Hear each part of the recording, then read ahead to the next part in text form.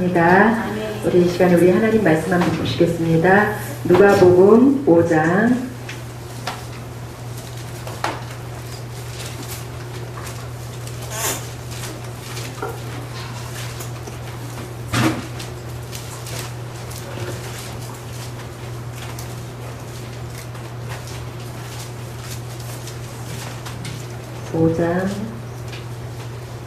28절부터 32절까지입니다. 누가복음 5장 28절부터 32절까지 찾으신 줄로 믿고 한 목소리로 하나님께 봉독해 올리시겠습니다. 저가 모든 것을 버리고 일어나 쫓으니라. 레위가 예수를 위하여 자기 집에서 큰 잔치를 하니 세리와 다른 사람이 많이 함께 앉았는지라. 바리새인과 저희 서기관들이 그 제자들을 비방하여 가로되 너희가 어찌하여 세리와 죄인과 함께 먹고 마시느냐. 예수께서 대답하여 가라사대 건강한 자에게는 의원이 쓸데없고 병든 자에 들어야 쓸데가 있나니 내가 의인을 부르러 온 것이 아니요 죄인을 불러 회개시키러 왔노라. 할렐루야. 아멘. 감사합니다.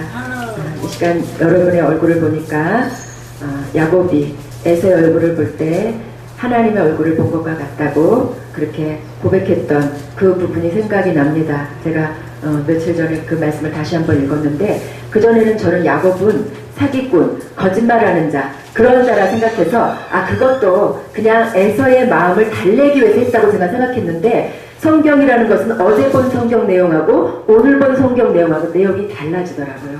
그런데 제가 어제 볼 때는 야곱이 예수님을, 그러니까 하나님을 그 당시는 아직까지 오실 예수님을 믿고 있었지만 바로 만난 거예요. 고난 이후에 만나고 나니까 에서를 진정으로 사랑하는 마음을 하나님께서 주셨던 것이더라고요. 그래서 그가 거짓말로 그렇게 고백한 것이 아니라 정말로 하나님의 얼굴을 본 것과 같다고 이렇게 고백했다라는 것을 성령님께서 저에게 깨닫게 해주셨습니다.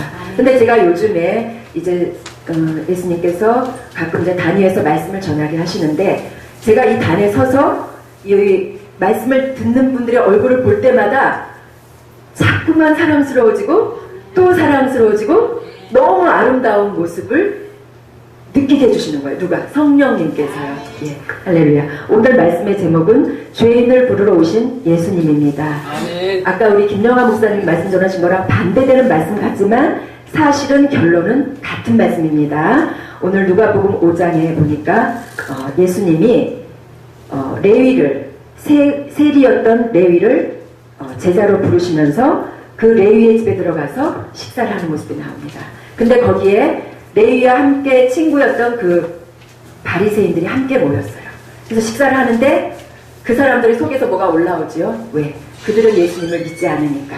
올라와서 한다는 말이 비방을 하는 거예요. 아니 왜 예수님께서 죄인들과 함께 먹고 마시느냐 하면서 비방을 합니다. 그랬더니 예수님께서 거기에 대해서 말씀을 하시는 것이 아니라 그들의 그 속마음을 찌르는 말씀을 하죠.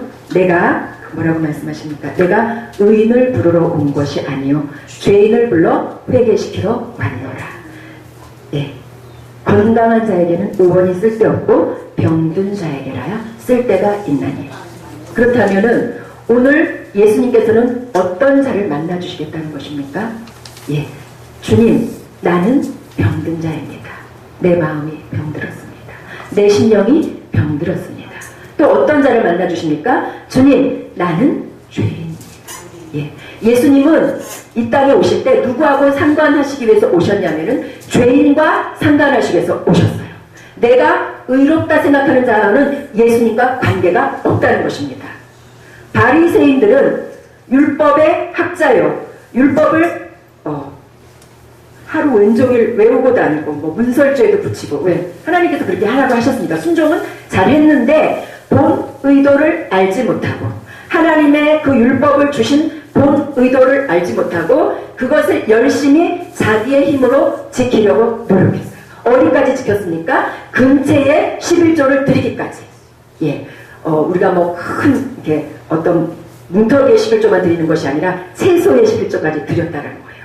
그러니까 하나님 보시기에 나는요 아주 작은 것까지 내가 이렇게 세밀하게 계산해서 하나님의 계명을 내가 지켰습니다 하면서 하나님 앞에 인정받기를 원했던 자들이 바로 바리새인들이라는 거예요. 그런데 오늘 예수님께서 저와 여러분에게 이 바리새인의 모습들을 뽑아내기 원하십니다. 바리새인은 멀리 있는 게 아니에요. 교회 바깥에 있는 게 아닙니다. 바로 교회 안에 있고 저와 여러분의 심령 속에 바리새적인 요소들이 있다는 것입니다. 예수님께서는 그 요소들을 빼어내고 너희가 가난한 심령이 되어서 너희가 청결한 마음이 되어서 너희가 나와 상관을 하자. 내가 너희에게로 들어가겠노라. 예수님께서 이렇게 말씀하시는 것입니다. 잠깐 제가 제 간증을 드리면 주님이 이제 하라고 하시네요. 예, 저는 바리새인이었습니다. 저는 바리새인 중에서도 왕 바리새인이었습니다.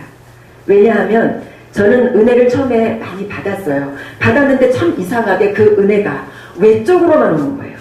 너무너무 아주 뜨겁고 흥분되고 황홀하고 오는데 심령 속으로 안 들어가는 거예요. 그러니까 그날은 은혜를 받았는데 자고 일어나면 은혜가 온데 근데 사라져. 너희 은혜가 아침 안개와 같다. 그 모습이 바로 제 모습이었어요. 그런데 신앙생활을 시작하면서 제가 신앙생활을 한 지 좀 꽤 됐습니다. 하면 할수록 내 삶이 어려워지는 거예요. 고난은 더 찾아오는 거예요. 그런데 그 고난이 와도 깨닫지를 못하니까 나중에는 죽을 고생을 하는 거예요. 정말. 그런데 그 죽을 고생을 하니까 원래도 제가 이제 그 엄마 뱃속에서부터 좀 상처를 받고 태어났는데 원상처가 있는 상황에서 하나님의 뜻을 알지 못하고 신앙생활을 하니까 하나님께서 허락하신 고난, 예, 사랑하니까 허락하신 고난을 받다 보니까 제가 어떤 모습으로 변했냐면 억울해요. 와서 은혜를 받을 때 눈물도 흘리지만 내 심령 속에서는 억울해요. 이 소리만 나오면 억울해요. 억울해요. 그러니까 나에게 상처를 준 그 사람을 늘 내 마음속에서 참수하고 있는 거예요. 하나님, 저 사람 때문에 내가 이렇게 억울해. 내가 내 피눈물을 흘려요. 나 너무 억울해요. 근데 그 사람은 잘 되는 면이 또 있어요. 하나님은 어떻게 된 거예요? 내 신앙은 갈수록 오리무중에 빠졌어요. 그런데 예수님께서 제가 하나님의 뜻을 알지 못하니까 고난은 갈수록 더해가더라고요. 그럴 때 이제 그때서야 제가 무릎을 꿇는데 그때서 바른 기도가 나오더라고요. 어떤 기도? 물어보는 기도. 그전에는 묻는 기도를 제가 안 했어요. 그냥 올려드리는 기도. 그냥 주시옵소서. 또 규칙적인 기도. 나라 민족을 첫 번째 나라 민족을 위해서, 두 번째 가족을 위해서, 세 번째 무엇을 위해, 교회를 위해서, 담임 목사님을 위해서. 또 이제 성령님이 역사하실 때는 또 성령으로 중보기도도 했죠. 가끔. 그러다 그것이 어떻게 돼요? 자든지 깨든지 예수님과 동행했어야 되는데 성령님이 강권적으로 살아주실 때 그때뿐이었던 거예요. 그래서 그때 이제 제가 납작 엎드렸죠. 예수님, 저희가 뭐가 잘못됐습니까? 도대체 뭐가 잘못됐기 때문에 제 신앙이 이렇게 오리무중에 빠지고 저는 갈수록 더 가족들에게도 손가락질 당하고, 예수 믿으면 잘 돼야 되잖아요. 가족들에게도 손가락질 당하고 믿는 자에게도 손가락질 당하고, 저는 도대체 어떻게 하면 좋습니까? 그때 예수님께서 저에게 하나씩 깨달음을 물을 때 대답이 오십니다. 여러분 꼭 물어보시기 바랍니다. 그럴 때 예수님께서 호세야 4장 6절의 말씀, 내 백성이 지식이 없어서 망하는도다. 그리고 너희가 보기는 보아도 보지 못하는 소경이고 듣기는 들어도 듣지 못하는 귀머거리라. 바로 네가 소경이고 네가 귀머거리라. 예수님 저 성경 꽤 많이 읽었는데요. 성경 꽤 많이 읽었는데 그렇지 않다. 성경을 성령님의 조명을 받으면서 성경을 어떻게 해요? 성령님이 깨닫게 해주시는 거기까지 들어가기를 예수님께서 원하셨습니다. 근데 물론 가끔 가다가 은혜 받고 성령님 이거 나한테 주신 말씀이 하고 그런 은혜가 왜 없었겠습니까? 그러나 거기서 머무르기를 예수님께서는 원하지 않으셨던 거예요. 그러면서 저에게 이제 깨닫게 해주시기를 말씀이 이제 열리기 시작하는 거예요. 말씀이 열리는데 어떻게 열리느냐? 구약이 열리더라고요. 여러분 구약을 간과하시면 안 돼요. 오늘날 은혜의 시대고 오늘날 복음의 시대잖아요. 그런데 구약 속에서 예수님을 만나지 못하면 신약 속에서도 예수님을 만나지 못합니다. 아까 우리 목사님이 전하신 말씀하고 약간 반대되는 것 같지만 결론은 똑같습니다. 왜냐하면 여러분 율법을 우리에게 주셨어요. 모세를 통해서. 왜 주셨지요? 율법은 그리스도께로 인도하는 몽학 선생이라. 율법의 역할이 무엇입니까? 율법을 통해서 나는 아무리 이 율법을 지키려고 해도 지킬 수가 없구나. 그럼 나는 어떡하지? 네, 구약에서는 율법을 지키지 못하면 어떻게 해요? 지키지 못하면 하나님의 그 계명을 지키지 못하니까 천국에 갈 수가 없는 거예요. 그러면 어떻게 해야 됩니까?